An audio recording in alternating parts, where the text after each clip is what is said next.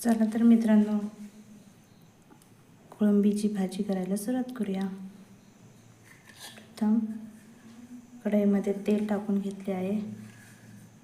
त्यावर कांदा बारीक चिरलेला, टोमॅटो, मालवणी लाल तिखट, हळद व मीठ घेतले। तसेच आलं लसूणची पेस्ट करून घेतलेली आहे आणि हळद आणि मीठ लावलेली छोटी बारीक कोळंबी आहे। चला आता आपण सुरुवात करूया। कांदा चांगला लालसर होईपर्यंत परतवायचा आहे।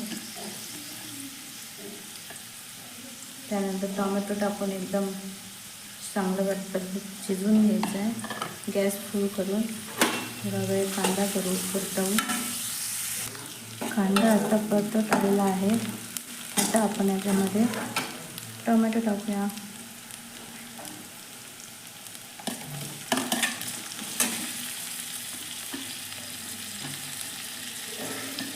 बारीक चिरून टाकलेला आहे टोमॅटो। त्याला फक्त फुल गॅसवर जवळ राहिला तो छानपणे भाजून घेऊ।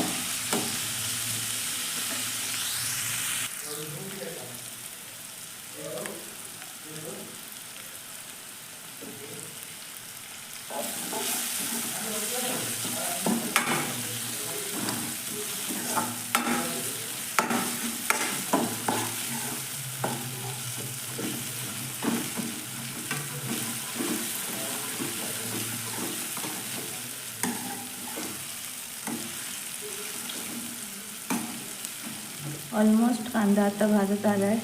त्यावर मीठ, हळद व मसाले टाकून घेऊया।